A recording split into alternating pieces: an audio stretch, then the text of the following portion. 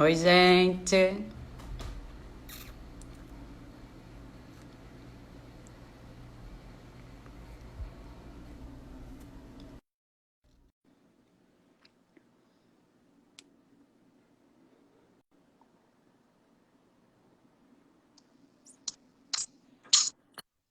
Olá, Pronto. Oi, Renato. Maria Clara, tudo bom? Olá para vocês, né? Todo mundo aí. Boa tarde. Boa tarde, gente. Tudo bom? Então, a gente está aqui hoje, mais uma vez, eu e Renato, para falar um pouquinho mais sobre o MIG. A gente falou, tem umas 3 semanas, sobre o trainee, e hoje a gente vai falar um pouco sobre o MIG. Renato vai explicar para a gente o que é o método, né? E para quem ele serve, qual é a diferença. Então, vou me apresentar. Eu sou Maria Clara, sou fisioterapeuta do Espaço Habilitar. E a intenção dessa live é realmente fazer com que mais pessoas conheçam esse método, que é mais para os pacientes dentro do espectro autista, para a gente possa estar divulgando não só o trabalho do Espaço Habilitar, mas também de todas as outras clínicas que trabalham com esse método. Pode se apresentar aí, Renato. Eu sou fisioterapeuta, formei na Universidade Católica de Petrópolis, há praticamente vai fazer agora 20 anos, né? E venho trabalhando na parte de crianças com encefalopatia crônica, síndrome de Down e outros atrasos no desenvolvimento neuropsicomotor, até que há 3, 4 anos atrás a gente começou a dedicar a uma proposta de intervenção terapêutica para criança com transtorno espectro autista, né? Então, em resumo, nós abrimos uma empresa, uma startup em 2010, que chama Treine Biotecnologia, para fazer pesquisa e desenvolvimento. E nessa empresa nós criamos o método Treine, né, e depois o método MIG. E é sobre isso que nós vamos estar falando um pouco hoje, sobre o MIG, que é o método de integração global. Quero agradecer novamente a Maria Clara, né, ao Espaço Habilitar aí em Copacabana, que é um parceiro nosso no Rio de Janeiro. E um grande abraço para vocês, obrigado, né, mais uma vez por essa iniciativa, vocês estão de parabéns pelo trabalho sendo feito. Quero mandar um abraço hoje para 55 clínicas que atendem pelo método Treine no Brasil e as 23 clínicas hoje que estão homologadas que atendem pelo método MIG, né? No Brasil, o MIG nós começamos em novembro, né? E a gente já tem o MIG hoje em 23 clínicas. Então, quero mandar um abraço para vocês, para todo mundo que está participando também da nossa live. Nós estamos aqui para esclarecer, tirar dúvidas. Um abraço também aos profissionais, para os pais, né, que estão aqui nos acompanhando. Bem, eu fiz um esquema, até de um fluxograma, né, que eu queria apresentar para vocês hoje, para a gente começar a falar sobre o MIG, né? Então, o MIG é um método de integração global e o objetivo dele inicial foi buscar as melhores evidências científicas para o tratamento da criança e adolescente com transtorno do espectro autista. Para isso, a Treine Biotecnologia ela conta com profissionais com doutorado que fazem toda a parte de busca científica das melhores evidências para que a gente pudesse usar na prática clínica. Para quem está fora do meio, né, clínico, que é, por exemplo, um pai, isso é chamado prática baseada em evidência. Então, nós hoje temos 3 doutoras, né, que trabalham junto com a Treine Biotecnologia para buscar as melhores evidências científicas. E as melhores evidências científicas hoje elas estão nos estudos de meta-análise e revisão sistemática. Então, hoje, basicamente, quando a gente fala tanto do método MIG quanto do Treine, nós sempre estamos trabalhando com meta-análises e revisões sistemáticas. A partir desses estudos científicos, nós passamos, então, a construir o MIG, que é o método de integração global. Os estudos científicos mostram que, para atender uma criança com transtorno do espectro autista, é preciso de uma equipe multidisciplinar, composta de médico, fisioterapeuta, terapeuta ocupacional, fonoaudiólogo, psicólogo, psicopedagogo, neuropedagogo, educador físico, né, musicoterapeuta, nutricionista. Então, hoje nós temos 10 profissionais que trabalham diretamente dentro de uma equipe multidisciplinar para dar suporte à criança, adolescente e à família. Não só a família, mas entrando aqui a questão também escolar, com apoio dos professores. Bem, então, o primeiro passo, em termos de evidência científica, foi a estruturação de uma equipe multidisciplinar. Depois, a gente pensou em desenvolver, dentro da clínica, um set de atendimento. Esse set de atendimento nós chamamos de Estúdio MIG, e eu vou falar um pouco sobre esse set de atendimento daqui a pouco. Criamos também um aplicativo chamado MIG+. Esse aplicativo ele facilitou muito o treino parental, facilitou muito a nossa conversa com os pais, a nossa conversa com os professores, a conversa entre a equipe multidisciplinar, para que pudéssemos avançar no processo terapêutico. Né? Muita coisa é feita fora da clínica, né? Muita coisa é feita em casa, muita coisa é feita na escola, muita coisa é feita em outros locais. E essa criança precisa ter um nível de participação dela assegurado, né? Sem nenhuma barreira, seja barreira física, seja barreira comportamental, dentre outros. Bem, e criamos também um exoesqueleto chamado MIG Flex, é um exoesqueleto que tem o objetivo, né, de trazer um pouco mais de sustentação no core da criança com transtorno do espectro autista. Os estudos científicos têm mostrado, né, que a tendência das crianças com TEA é ter um tônus mais baixo, né? Então depois o circuito disso tudo, até olhando mesmo a nível de cerebelo, vários estudos internacionais, né, até basicamente 2018, focaram muito na questão do cerebelo, da criança com transtorno do espectro autista, né, mostrando que o cerebelo tem uma quantidade menor de neurônios, né, e isso, as suas conexões, né, todo o processo de conexão do cerebelo com o aparelho vestibular, conexão do cerebelo pela via que passa no quarto ventrículo, as reações de endireitamento, conexões do cerebelo que vêm através do fascículo graxo cuneiforme, né, de propriocepção, conexões do cerebelo que vêm de sistemas superiores de memória, de cognição, que fazem conexão com a parte mais lateral do cerebelo. Então, assim, de uma certa forma, a gente começou a até pensar no exoesqueleto para melhorar um pouco esse ajuste, essa modulação tônica, né? Principalmente pensando nessa deficiência do cerebelo em captar essas tensões corporais e traduzir isso em vários inputs referentes que vão para toda a parte do cérebro. É claro que o exoesqueleto tem um pouco mais, mas em resumo é isso. E, claro, a metodologia MIG, ela tem um período de treino na clínica e um período fora da clínica, né? A gente conta muito com a ajuda dos pais, das pessoas que cuidam das crianças e adolescentes, dos professores e tal. E eu fiz um esquema aqui, eu vou virar a página, até está no computador, para a gente tentar passar um pouco mais sobre o que é o cronograma, como é que é feito, né, a questão do MIG. Vamos lá. Então, a primeira coisa que a gente faz é uma anamnese e acolhimento. Ok, Maria Clara? E ok, pessoas que estão acompanhando? Então, tá aqui, ó. Tá dando para ver? A anamnese e acolhimento sempre é feita pelo terapeuta ocupacional.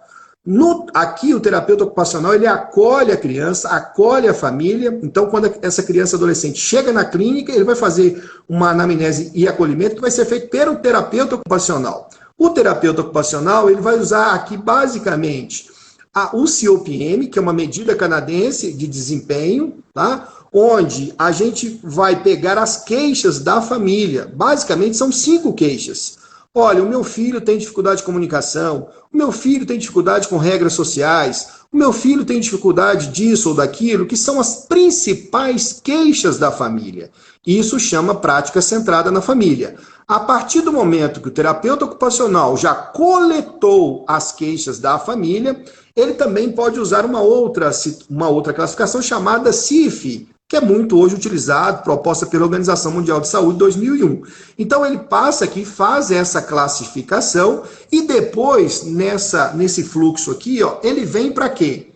Para as avaliações iniciais. Então esse terapeuta ocupacional, ele direciona essa criança e adolescente para vários profissionais da equipe multidisciplinar baseado na queixa do pai. Então, por exemplo, se a queixa do pai é um problema de comunicação, essa criança, claro que tem que ir para a fonoaudiologia, né? Tem que ir, às vezes, para a musicoterapia. Então, essa terapeuta ocupacional, ela já vai direcionar, baseado nessas queixas do pai, que vieram da COPM, para os profissionais da equipe multidisciplinar. Aí, os profissionais da equipe multidisciplinar vão fazer a avaliação quantitativa e a avaliação qualitativa.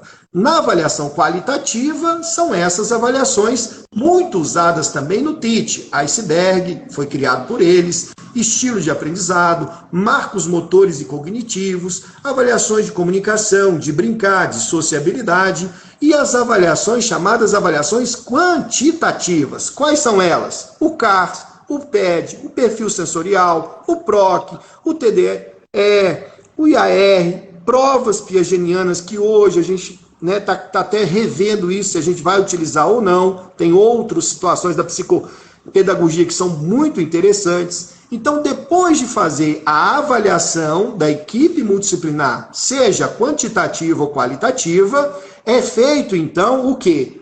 Uma definição do volume de treinamento. Essa definição do volume de treinamento é feito através de uma reunião de equipe. Ok? Faça, então, uma reunião de equipe, repassa isso para os pais, e aí a gente define o volume de treinamento, que vai ser na clínica e fora de clínica. E claro que tudo isso a gente monitora através do aplicativo chamado MIG+. No MIG+, nós temos lá, o pai tem no seu celular todas as informações da criança. Avaliação, reavaliação, tarefa para casa, conduta, né, diária, medicamento, tudo aquilo que faz parte de uma ficha da criança na clínica, a gente registra isso no MIG+. E lembrando, gente, até nesse momento de pandemia, a gente tem usado muito o MIG+, como também o Treine+. O MIG+, só para vocês saberem, né, nós temos uma empresa chamada Fortime, que né, fez todo o processo de criação junto comigo e com a Treine Biotecnologia, que detém o direito do aplicativo, mas a Fortime fez um acordo com a Amazon que faz o registro desses dados criptografados. A Amazon é uma das maiores empresas no mundo de sigilos de dados. E claro, a gente tem feito as reavaliações, né, pela equipe multidisciplinar de 6 meses, dependendo de cada situação. Então eu passei aqui agora um resumo, né, que eu acho que dá para clarear um pouco, da entrada da criança e adolescente, e juntamente com a sua família, na clínica. Primeiro passa pela terapeuta ocupacional, ela então utiliza o COPM e o CIF, pega-se as queixas principais da família e com isso ela já sabe, eu vou indicar esse profissional para qual, né, colega da clínica. Fono, psicopedagogo, psicólogo, e a partir daí marca-se as avaliações multidisciplinares e cada profissional vai fazer a sua avaliação qualitativa e, claro, nós temos um padrão de avaliações quantitativas. Depois disso tudo coletado, faz uma reunião com a equipe, define o volume de treinamento, conversa com a família e implementa o treinamento, seja o tratamento de clínica, quanto fora de clínica. Lembrando que todos os dados têm que ficar registrados no aplicativo chamado MIG+.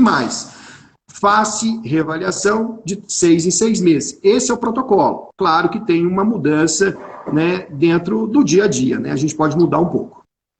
E, Renato, a partir de que idade as crianças podem começar a usar o MIG?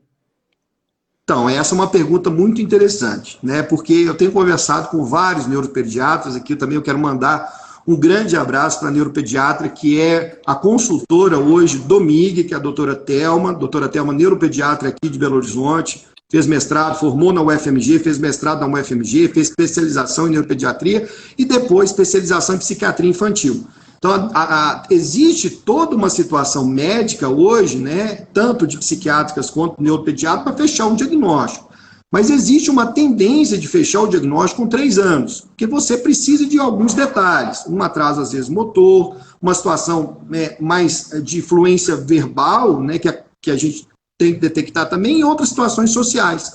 Então, dentro do desenvolvimento neuropsicomotor da criança, você vai percebendo essas situações e isso se fecha mais ou menos com 3 anos. Existem alguns colegas médicos que dão o diagnóstico antes, mas uma média nacional é que o diagnóstico aconteça com 3 anos. Só que aqui eu quero chamar a atenção. Com 3 anos, a criança já tem os seus circuitos cerebrais mais estabelecidos.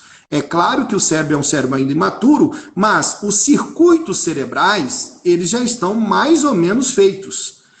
Então, é importante a gente trazer essa informação, e as pesquisas científicas falam disso, que Crianças lá atrás, né, já com 4 meses, 5 meses, 6 meses, 7 meses, começam a apresentar algum atraso motor, essa criança pode ser feita, então, de repente, uma intervenção terapêutica nela, e a gente hoje tem usado o training, mas é uma criança que a gente tem que ficar com um alerta, um sinal de alerta, porque às vezes é uma criança que vai ter a questão do transtorno espectro autista com 3 anos de vida. Nem toda criança, né, que tem atraso de desenvolvimento lá atrás, motor, é uma criança que depois você vai fechar o diagnóstico com TEA. Mas existe um risco grande, aumentado, de criança que tem atraso motor, lá na frente ter o diagnóstico fechado com TEA. Então, se você consegue ter isso, né, tem já a questão do atraso, e já começa uma intervenção terapêutica mais precoce, mesmo antes do diagnóstico, levando em consideração regras sociais, levando em consideração questões de comunicação e tal, e além da estimulação motora e tal, a tendência é essa criança com 3 anos ser uma criança melhor, ser uma criança onde os circuitos cerebrais foram feitos de uma forma mais interessante dentro daquilo que se espera de uma conduta neurotípica, enfim. Então, na verdade, assim, se a gente, geralmente na clínica, na prática, a gente consegue perceber que essa criança tem alterações parecidas com autismo, a gente não consegue fechar, né, o diagnóstico, mas a gente já consegue perceber, às vezes, muito cedo, que essa criança provavelmente vai ter um diagnóstico lá na frente. Então, a gente já poderia, por exemplo, começar com essa criança com 1 ano, 1 ano e meio, às vezes a gente já consegue perceber, e a gente já poderia aplicar o MIG com essa criança. A gente tem hoje, as pesquisas científicas têm mostrado isso. O diagnóstico às vezes é tardio, existem os circuitos, né, cerebrais que são formados, então eles são formados um pouco antes. É claro que durante o desenvolvimento isso vai sendo fortalecido e firmado, é claro, mas quanto antes, melhor. Quanto antes a intervenção terapêutica for feita, né, melhor para o resultado final. Uhum.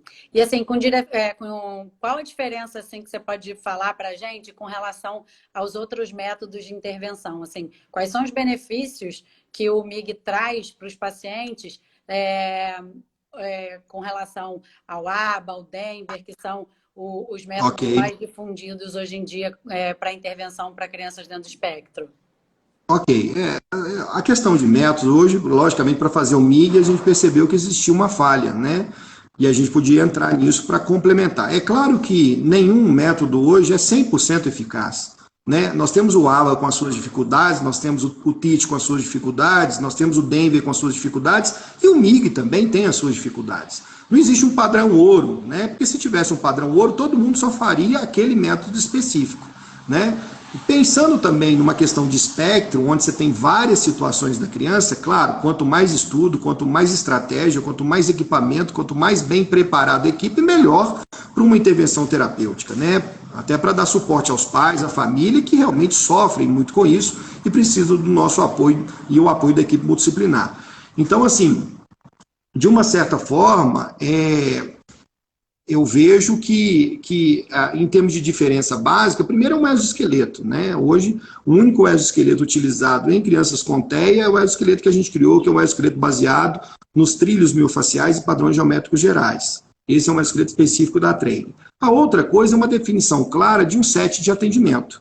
Nós separamos esse set de atendimento em salas de controle estimulatório, salas de instabilidade controlada, salas de musicoterapia, enfim, e onde, depois eu vou mostrar na prática, onde a gente tem treinamento de novas habilidades, treinamento de semi-independência, treinamento de independência e treinamento, claro, de regras sociais e de integração sensorial. Então, a gente definiu muito bem um estúdio de tratamento, um set de atendimento, onde a criança vai estar, claro, sendo atendida, né? Sempre utilizamos também, nesse set de atendimento, pictogramas.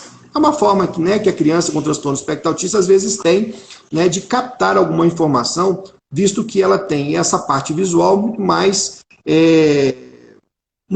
o avanço dela é muito mais importante do que, por exemplo, a parte auditiva, onde às vezes ela tem uma deficiência auditiva, a deficiência no processamento auditivo. Então, às vezes é importante você usar pictogramas, sinalizações, né, para que a criança tenha noção do que ela vai fazer, o que ela vai fazer depois de agora, que é uma das grandes dificuldades da criança também com transtorno espectro autista e adolescente, a questão de tempo, né? Então, às vezes, essa questão até se coloca-se em situações de risco, porque não consegue, né, antecipar as coisas e tal. Então, isso tem que ser trabalhado no set de atendimento. Então, isso também é uma diferença. Existe uma diferença também, nós criamos o aplicativo, né? Então, o aplicativo ele é um trem parietal, então, assim, os outros métodos não têm. Né? Então, assim, eu vejo isso como um avanço, né, em termos de tecnologia que pode dar suporte à intervenção de crianças com TEA, né? Uhum. Então, assim, faz sentido a gente dizer, né, que as crianças que vão estar utilizando o MIG, mal ou bem a gente tem uma garantia de que essas crianças vão estar dentro de uma equipe multidisciplinar, porque geralmente é isso que eles precisam, porque o MIG sempre vai trabalhar dentro de uma equipe multi, né? Também vão ter acesso a bons equipamentos, até porque nem todo mundo que está na live sabe exatamente como é que, depois você pode até explicar, com certeza você vai falar, mas como é que você escolhe as clínicas que podem trabalhar com o MIG. Então, assim, tem um padrão de qualidade que a clínica vai passar, de equipamento, de como é que são os estúdios. Então, é uma outra coisa que eu acho que faz muito diferencial, porque você tem certeza que aquela clínica tem bons equipamentos para estar lidando com aquela criança. Além de também estar trabalhando com treinamento parental, de você conseguir, com o aplicativo, tá validando o que realmente as famílias estão fazendo com essa criança em casa, porque é super importante. A gente sempre fala como terapeuta que a gente não consegue ter controle do que as famílias estão fazendo fora e que é muito importante eles estarem dando continuidade ao nosso atendimento. Mas, assim, muitas vezes a gente dá uma atividade e a gente não sabe se isso realmente está sendo feito em casa ou não. E mal ou bem pelo aplicativo a gente tem um retorno de que o treinamento domiciliar ele está acontecendo, ele não está acontecendo, o que a gente pode mudar, como é que a gente pode mudar essa intervenção para que realmente essa família comece a conseguir lidar de forma melhor com essas crianças, né? Eu estou acompanhando até algumas situações que o pessoal tem colocado aqui, e é muito interessante mesmo. Eu até vi aqui agora um comentário. Quando você tem objetivos que são claros, né, fica uma língua muito mais fácil, uma comunicação muito fácil entre equipe, entre profissionais e a família, e professores, por exemplo.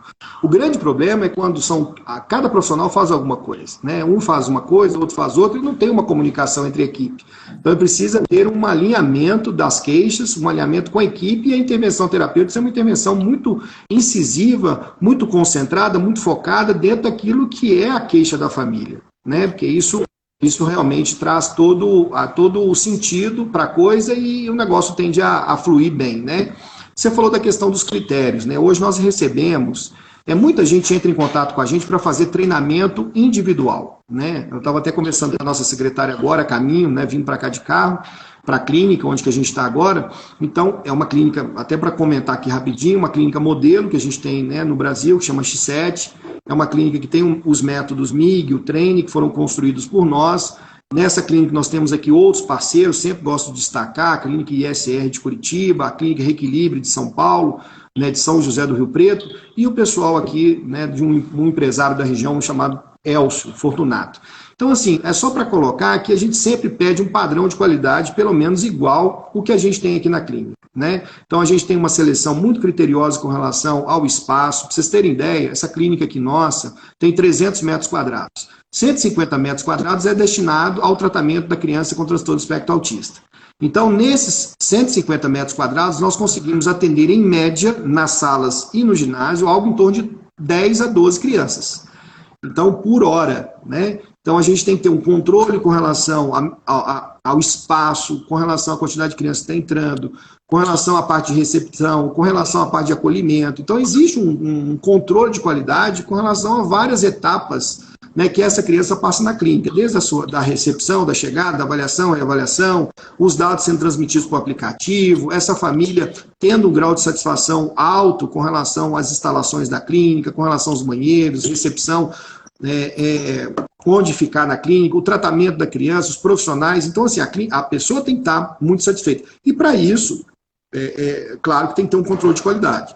Então, a nossa preocupação hoje, que a gente tem feito, não é uma formação de um profissional isolado. A gente forma profissionais de uma determinada clínica.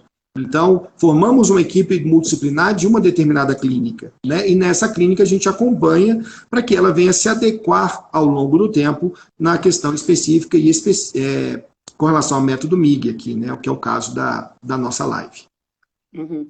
E o que uma clínica precisa ter, que já até perguntaram aqui, o que uma clínica precisa ter para começar a trabalhar com o MIG? Quais são os pré-requisitos mesmo? Como é que as pessoas podem se associar?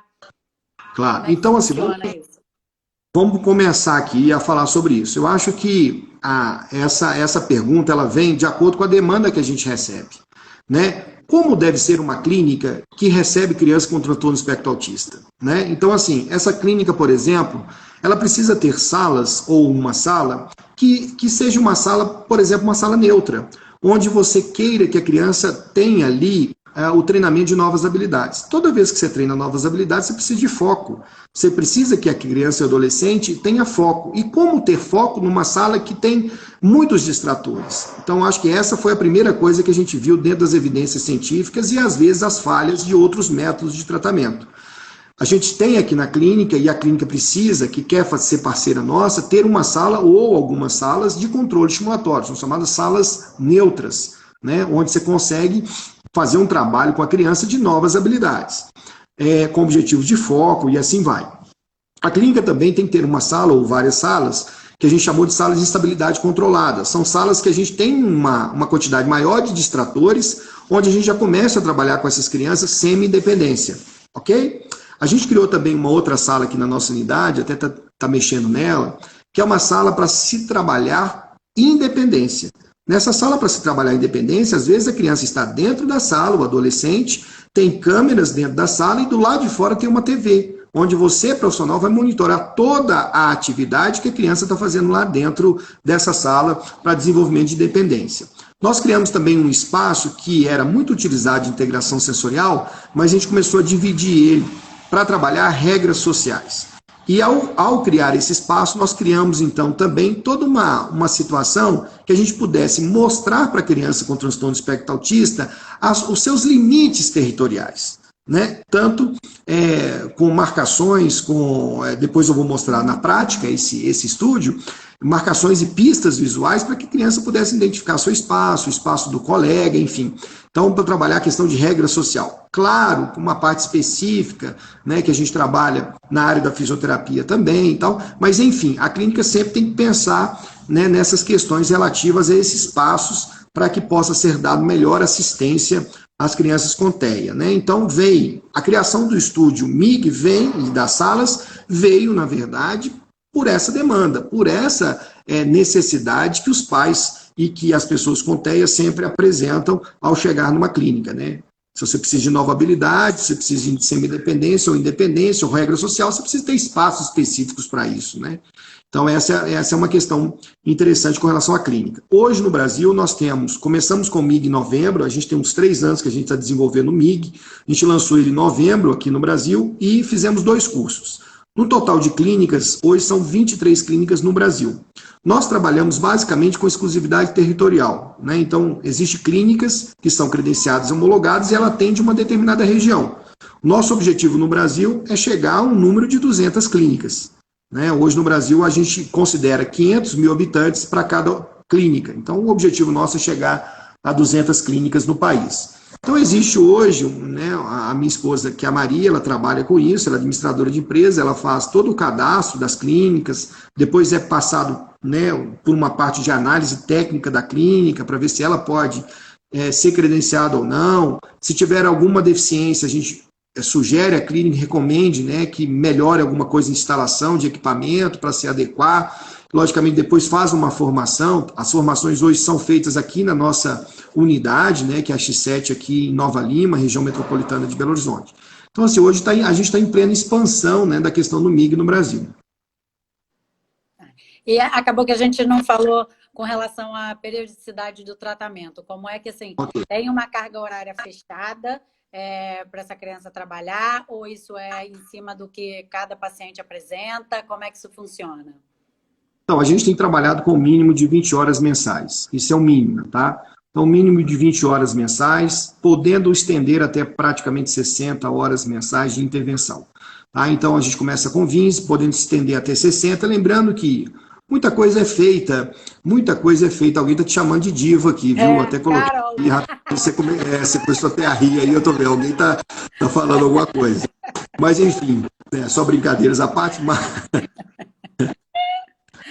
com relação a essa periodicidade, então, assim, a gente tem um mínimo de 20 horas, né, que são 20 horas mensais, que podem ser divididas 1 hora por dia ou 2 vezes por semana, com 2 horas por dia ou 3 horas por semana, enfim. Então, se faz 20 horas, desculpa, faz 20 horas por mês, tá bom?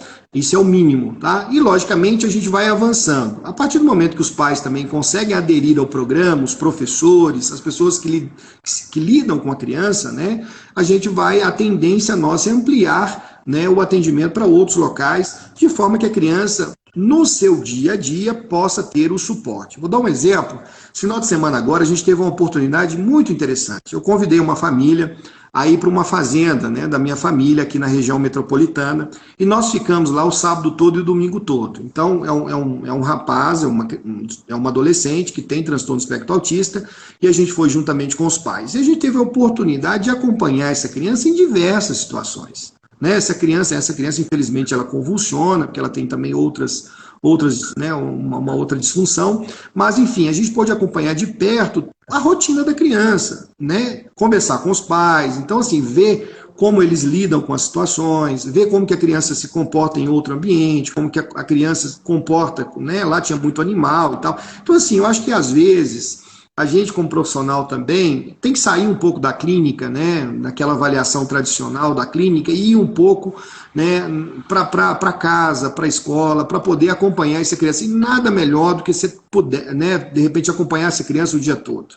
Né, a gente acabou tendo poder participar de 2 dias, né, com essa família, e claro, de lá eu tirei muitas informações. Né, comecei já a conversar com a família, detectei algumas situações específicas, a gente consegue intervir. Eu acho que dessa forma a gente consegue fazer uma intervenção terapêutica melhor, né? Eu acho que a gente tem que ter esse olhar diferenciado.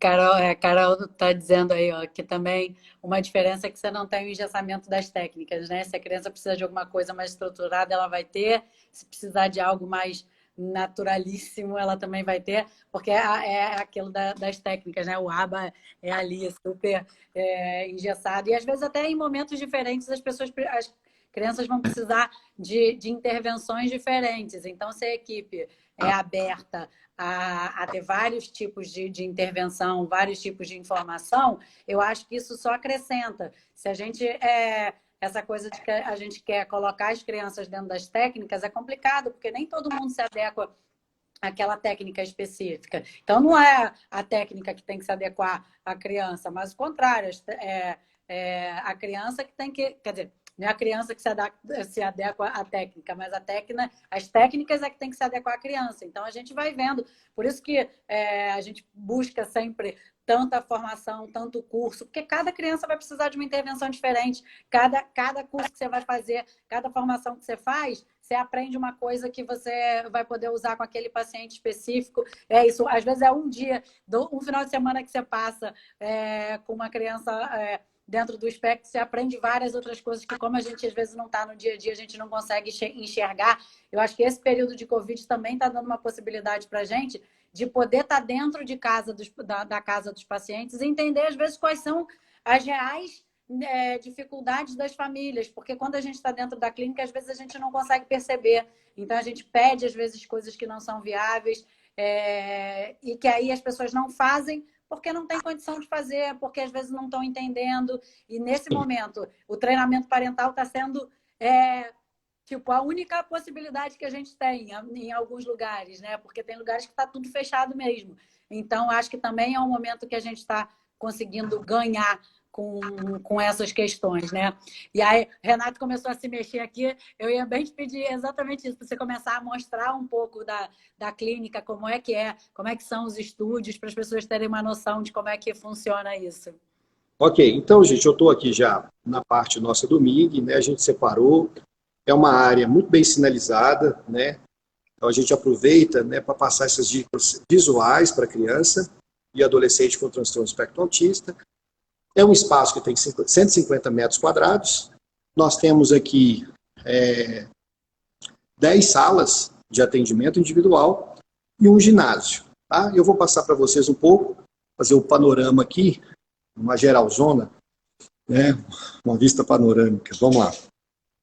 Olha só, então, aqui tem um ginásio, do lado de cá, uma parte mais de fisioterapia e tal, de condicionamento, e no fundo lá vocês estão vendo as salas, né? Existe aqui no meio uma sala de proteção que ela é muito interessante, gente. Às vezes a criança, a criança ou adolescente transtorno espectro autista, chega a ter uma crise, alguma coisa, né, onde ela fica mais agitada, você precisa levar ela para uma sala, às vezes, que vai ajudar essa criança a se modular, né? E a gente começou a ver nas pesquisas científicas isso. A melhor sala, às vezes, são salas com espuma, de proteção.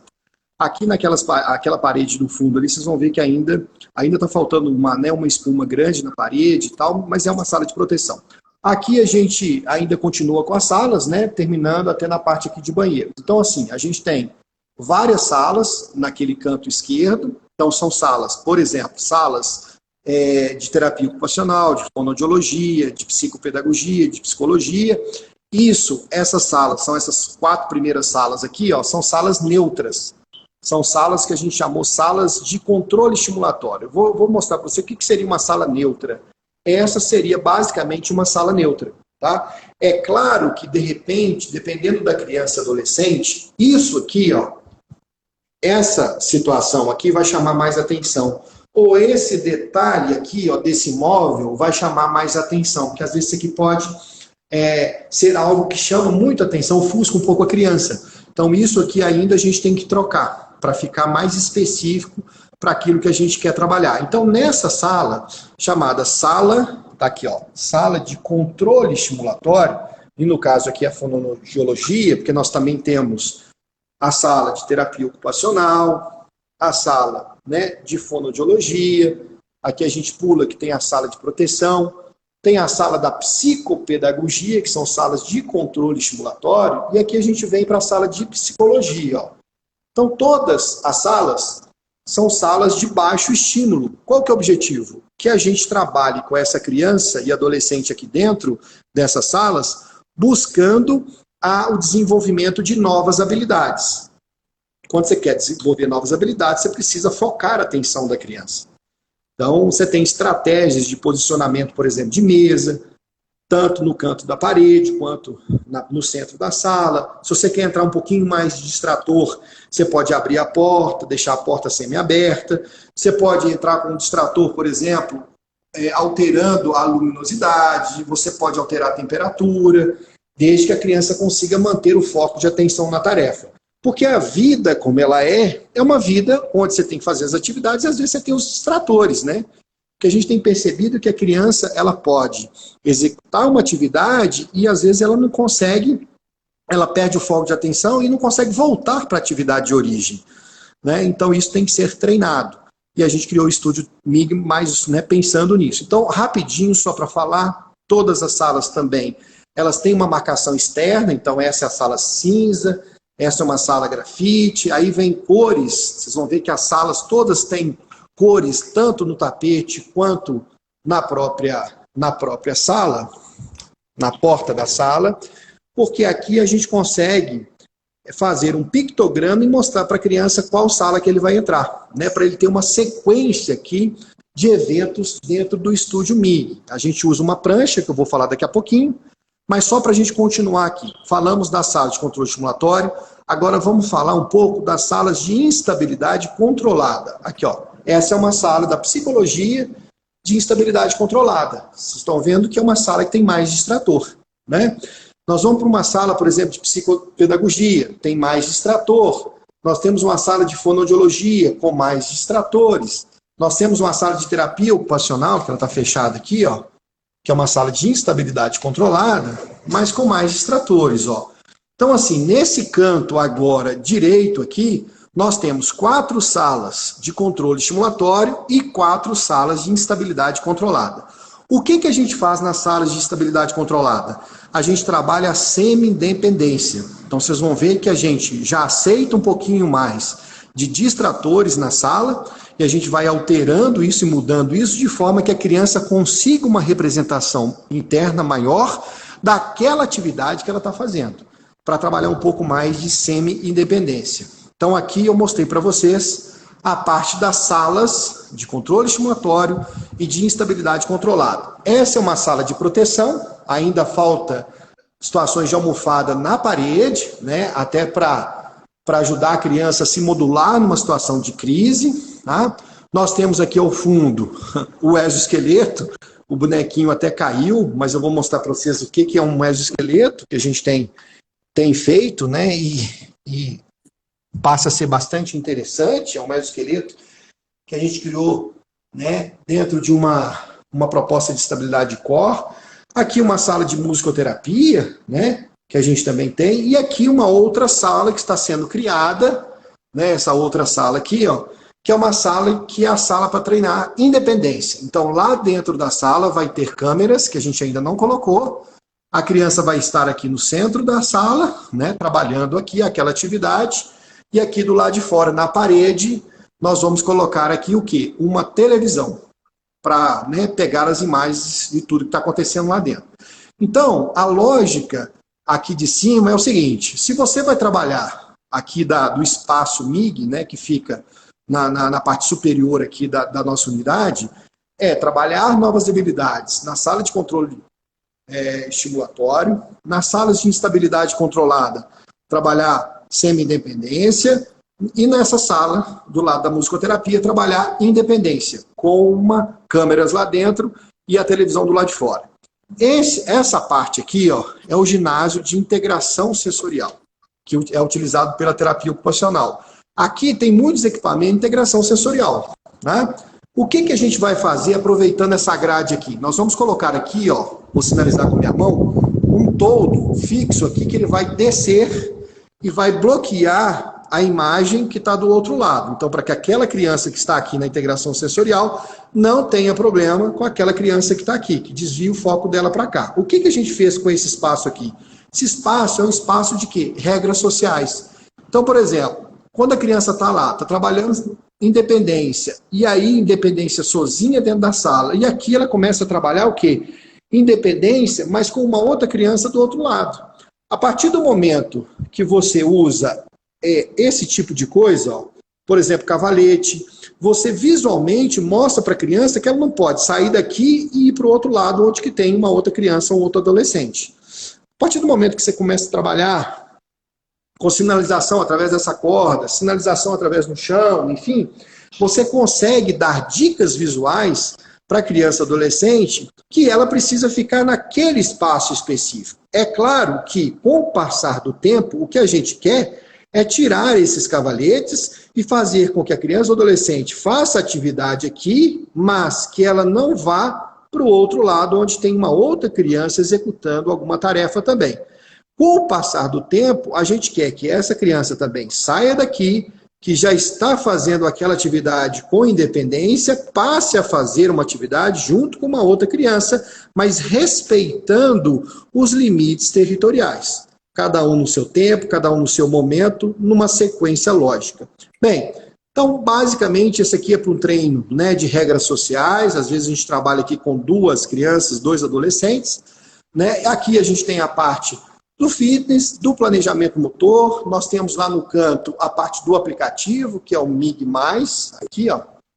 Né? A gente tem todo o registro no computador e isso tudo passa para o celular do pai, da mãe, né, da família. E a gente criou também alguns produtos para poder utilizar nos pictogramas. Aqui, ó, são pranchas, né, para a gente usar os pictogramas. Nós criamos aqui, ó, uma mochila, que é a mochila do brincar espontâneo, né, para ajudar as famílias quando saem, por exemplo, um restaurante, e às vezes a criança descompensa lá, ela precisa pregar o melhor brinquedo que ela tem, então o melhor brinquedo para ela, para aquela criança, para que a criança consiga ficar mais calma, mais modulada, e aí para o pai sair, ele vai colocar esse brinquedo dentro dessa bolsa e vai levar. Já tem um símbolo aqui universal, né, do transtorno espectro autista. A gente tem algumas caixas aqui, ó, quando se finaliza, né, os pictogramas, você dá para a criança o comando para colocar aqui dentro, para ela saber que está terminando. Estamos aqui com a Luana, com a nossa secretária. A Lu está aí, ó. A gente criou também algumas bolsas, né, onde essa criança e adolescente leva para dentro da sala. São diversas bolsas com diversos tamanhos, né. Obrigado, Luana. ok? E aqui eu vou mostrar para vocês uma outra parte que a gente fez também, que são as pranchetas. Ó. Então, quando a criança e adolescente chega na clínica, ela recebe, por exemplo, essa prancheta. Eu fiz aqui um exemplo. Ó. A criança, o adolescente vai para essa sala com esse profissional. A sala do lado de dentro ela é assim, ela recebe essa bolsa, dentro dessa bolsa tem essa atividade, e assim que terminar tudo, as fichas, que são fichas onde você tem o velcro atrás, ó, e o velcro aqui, o macho e fêmea, essas fichas têm que ser colocadas nessa caixa, chamada caixa do acabou, para que a criança e adolescente compreenda o fluxo de tudo aquilo que está sendo feito. E é claro que nós, aqui vocês vão ver que tem vários pictogramas relativo a todas as salas que tem na clínica, relativo à parte interna, né, de cada sala, relativo às bolsas, né, que cada criança adolescente pode pegar, relativo a cada brinquedo ou cada tarefa que a criança vai fazer, as caixas do terminou ou acabou, né, a criança também conhece um pouco mais sobre o exoesqueleto, a criança entende mais sobre a parte da integração sensorial, a parte da musicoterapia, né? E aqui embaixo, só como exemplo, ó, tem as fotos dos profissionais, aqui representada como Batman, Hulk, e aí vai, ó, outros profissionais, e aqui também fotos de outras crianças, tá? Então, isso aqui tudo que a gente fez é um painel onde nós temos as pranchas de treinamento, que é o fluxograma de treinamento, onde a criança e adolescente recebe no momento que chega na clínica, né? Isso aqui está previamente montado, e o terapeuta já coloca toda a informação dos pictogramas, de tudo aquilo que vai acontecer onde? No fluxograma de treinamento. E a partir daqui ele parte com a criança e adolescente para salas, né, para fazer todo o treinamento. Então isso aqui, gente, é o Estúdio MIG. O Estúdio MIG ele é feito foi constituído, né, através de salas de controle estimulatório, salas de estabilidade controlada, sala para treino de musicoterapia, sala para fitness, para regra social, sala de proteção, né? Então, dentro daquilo que as pesquisas científicas mostravam nos estudos de meta-análise e revisão sistemática. É uma grande diferença em relação ao ABA, ao Denver e ao TIT. Ok? Deu para pegar um pouco o que é nessa parte do Estúdio MIG? Com certeza, acho que deu para ter uma visão geral, assim, acho que dá para... É isso, tá juntando integração sensorial, quando a gente for falar, você junta um pouco de integração sensorial, com comunicação alternativa, com várias técnicas que tem, para justamente fazer aquilo que a gente tinha realmente falado, de que o paciente consiga se encaixar dentro do que ele precisa, e eu acho que isso realmente é um diferencial para as nossas crianças. Eu acho que a gente respondeu todas as perguntas. Eu acredito que sim. Alguém tem mais uma pergunta? Alguma pergunta para o Renato? Estamos aí à disposição. Acho que não. Acho que se ninguém tiver mais nenhuma pergunta, eu acho que a gente pode terminar. Eu acho que foi ótimo para as pessoas conseguirem entender um pouquinho mais desse método que é novo. Então, assim, está entrando no mercado, como você falou, em novembro. Então, é uma coisa que as pessoas muita gente ainda não conhece, ainda tem muita dúvida em cima disso. Mas, com certeza, isso vai estar cada vez mais difundido e chegando para cada vez mais crianças, para que a gente realmente consiga prestar uma qualidade de atendimento cada vez melhor para eles. E a gente possa ver uma evolução também cada vez mais rápida. Vou te agradecer de novo, Renato. Obrigado pela disponibilidade, por passar esse conteúdo para a gente e mostrar mais e também de construir isso tudo, né? Porque você está aí sempre cada vez mais buscando coisas novas e entrando cada vez mais em coisas diferentes que a gente possa estar fazendo, que a gente possa estar disponibilizando para os pacientes. Eu acho que é bem por aí mesmo. Eu acho que isso é super importante. Obrigado, a gente que agradece. Eu quero agradecer a todas as pessoas que participaram, né, dessa live. São pessoas que, né, de um grupo mais fechado, né, que a gente tem de contatos, então a gente acaba tendo um número um pouco mais reduzido, mas claro, sempre com uma qualidade muito boa, com profissionais e familiares muito interessados, né, na busca de informação. Quero destacar agora também que a gente, através de vários parceiros, da doutora Carol e outros profissionais, a gente está lançando a parte da ecoterapia. Então nós vamos ter o MIG, né, MIG dentro da ecoterapia, então vai ser muito interessante. A gente já está fechando toda a parte, né, de protocolo de atendimento. Então, se você está na sua cidade, se você tem, né, algum contato com clínica, que essa clínica quer fazer, estou falando aqui um pai ou profissional, por exemplo, que quer fazer levar o MIG para a sua cidade, nós estamos aqui à disposição, não só para levar o MIG, essa estrutura toda, mas como também para levar o MIG na parte de ecoterapia, né, que está sendo muito bem feito, né, com equipamentos específicos de cela, de capacete, animais específicos, treinamento, né, dos profissionais para fazer a ecoterapia. Né, eu acredito que vai ser também um sucesso, porque a gente gosta sempre de fazer e trabalhar com coisa boa. Não é isso? Com certeza. Não é isso, Maria Clara? Quero agradecer a todos vocês que participaram, os pais, as mães, os familiares. Quero agradecer se tiver alguma, né, pessoa aqui que tem TEA, né, um nível às vezes mais leve, que está participando também. Você é muito bem-vindo. Né, o nosso trabalho sempre é para você. Quero agradecer também a todos os profissionais, né, que de uma certa forma participam da live, em especial vocês, né, do Espaço Habilidade Copacabana, que sempre tem feito também um ótimo trabalho. Muito obrigado, que Deus sempre nos abençoe e que a gente consiga também, né, passar rápido por esse momento aí de exclusão social, onde o abraço, onde o afeto, né, de chegar perto e conversar possa ser o mais breve possível, o mais rápido possível, né, que a gente fica com saudade de tantas pessoas, de tantas pessoas que a gente quer abraçar, que a gente quer, né, estar perto, a gente quer, enfim, bater um papo e a gente sente falta disso. E a tecnologia ajuda, né, nesse sentido, a partir do momento que a gente consegue fazer uma live à distância, né, mas eu quero aqui, em nome de toda a equipe da Trend Biotecnologia, da CIR7, das clínicas parceiras, mandar um grande abraço para vocês todos. Tá bom? Tchau, gente. Tchau, tchau.